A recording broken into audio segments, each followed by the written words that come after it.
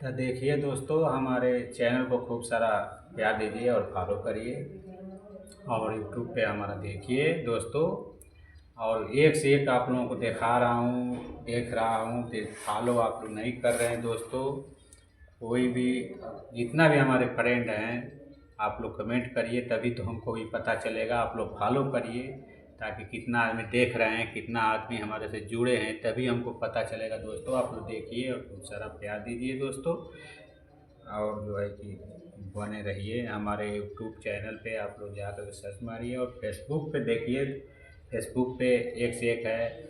आपको जो है कि 3 मिनट का भी वीडियो है, और जो है कि आपको रील भी है। रील वीडियो आप लोग को रील्स में मिलेगा, बहुत रील्स एक से एक डाले हैं, आप लोग देख सकते हैं उस पर जा कर के।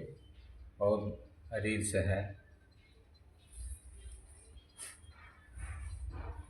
अरे कुहू के कोयलिया ए माई बोले भीनु सारावा, अरे बोले भीनु सारावा हो। कुहू के कोयलिया ए माई बोले भीनु सारावा हो, बोले भीनु सारावा हो। दोस्तों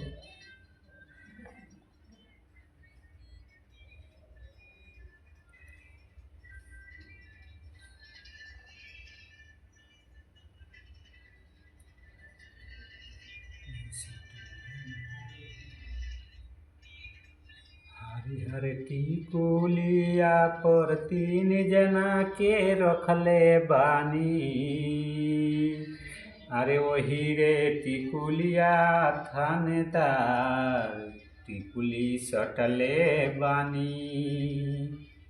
टिकुली सटले बानी वही रे टिकुलिया पर 3 जना के रखले बानी। टिकुली भइल बा जान मार टिकुली सटले बानी।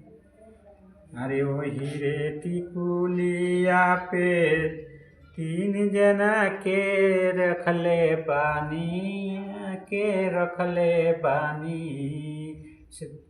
पुलिस दरोगा हवलदार टिकुली सटले बानी।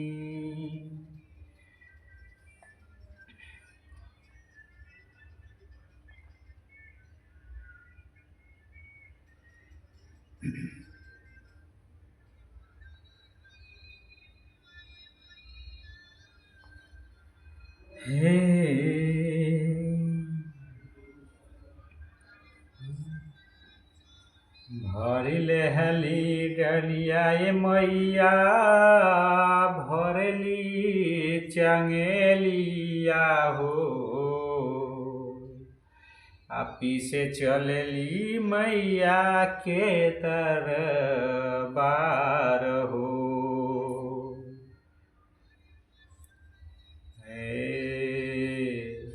भरली डगरिया ए मैया भरली चंगेलिया हो।